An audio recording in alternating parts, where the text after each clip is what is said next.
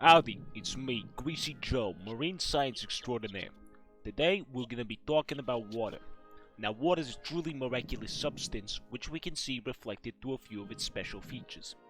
Got it. So, Joe, what are some of these special features that you're talking about here? Well, to start, let's talk about the structure of water molecules.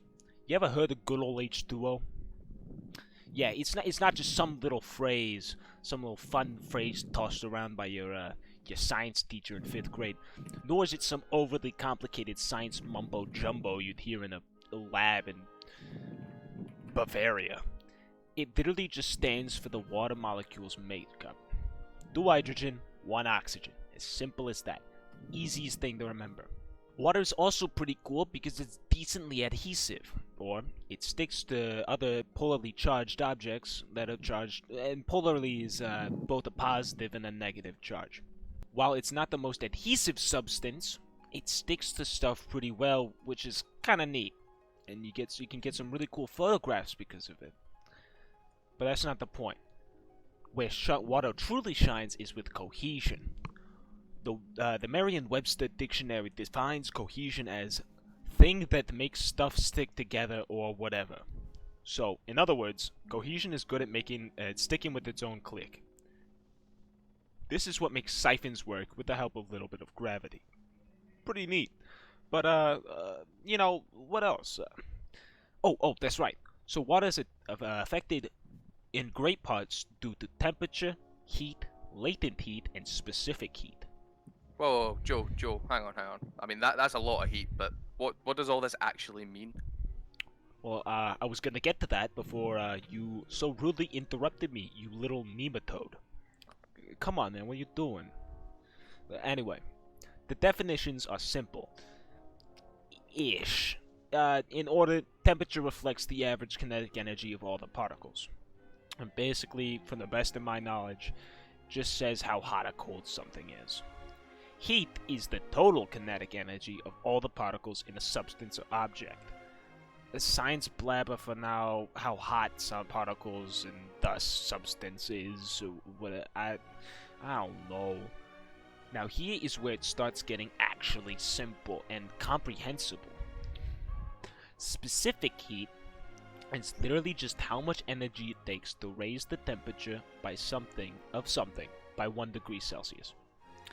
Latent heat is similar, but instead of specifically raising the temperature, it's how much energy it takes to melt. Oh, so basically, Joe, what you're telling me is it's just what it takes to melt things. That's pretty simple. Yeah, it's so simple. Heat capacity is like specific heat, but it just means how much specific heat, get it, is needed to raise a substance's temperature. Basically, if you want to raise the temperature of something, this is the temperature you need to do that. So for water, I'm pretty sure that's like 212 or something. Yeah, okay, got it. I think I might be wrong. I don't remember. So, oceans. There's an ocean. Oceans are filled with water. Amazing, I know. But water is quite unusual because of this. In the ocean, you get 3 main levels: surface zone, picnic line zone, and the deep zone. The surface zone is, surprise, the only zone on the surface.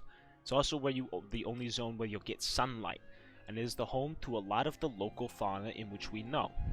So you find tunas, sharks, jellyfish, most kinds of jellyfish that is, and a whole bunch of other stuff.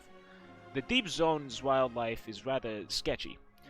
It's like walking through the alleyways at night in the bad part of town, kind of sketchy, you know? The creatures that live down there are usually ancient prehistoric eldritch abominations that crave only flesh and or bottom grub. Take the goblin shark, for example. The very thing of my nightmares. Do not watch a video of this thing biting. You will vomit. You also got the anglerfish, the giant squid, the vampire squid, and a bunch of bottom feeders and all those nematodes. The deep zone also accounts for nearly 80% of the ocean's water, with the surface zone taking a whole 2%. And this is due to how water is compact, but we'll get to that in a bit. Now, Niall. What do you think the picnic line zone is home to? It's like animal-wise. What do you think lives there? Oh, if I had to make a couple of guesses, I would imagine either the Megalodon, Cthulhu, or perhaps my crippling depression. Good answers. But no, incorrect.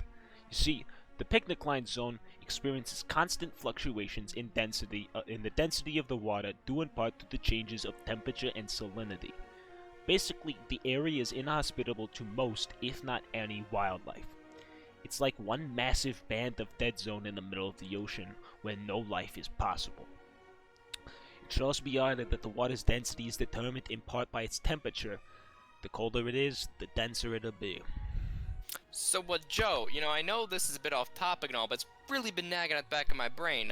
Why is the ocean blue? Like, I want it to be pink, because I love pink, like Pink Panther and crap like that. Pink is objectively a bad color, but good question. That's rather simple, really. And it all comes down to light. Everything we see is just light being reflected into our eyes off of, stuff. Take a leaf, for example. They're typically green, but why? It's because the leaf absorbs all the other lights on the light spectrum, but it shoots the green back into our eyes. That zooms into our eyes, and thus we perceive it as green due to some, visual brain hoodoo voodoo baloney. Water's the same way. Blue light is refracted from the surface and into our eyes, telling us it's blue.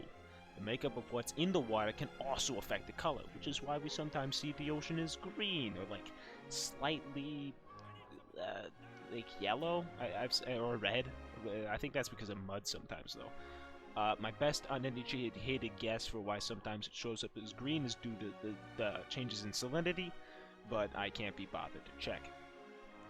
It's likewise with the sky, and it's also a decent possibility that a lot of the ocean's blue comes from the light being reflected from the sky, which then bounces back and does some more hoodoo voodoo stuff with your eye. It's magic and stuff.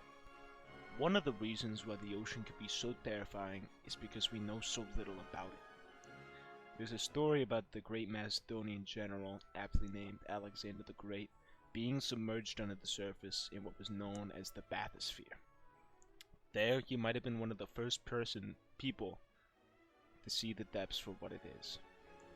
Upon returning to the surface, he's reported to have said, "The world is damned and lost." However, we know Alex couldn't have gone too deep due to what we know about how pressure is related with depth. You see, the deeper you go, the more the pressure rises. This alone has made the ocean 1,000 times more hazardous than even space to explore, as we can barely effectively explore the depths, let alone gaze upon them with our own eyes.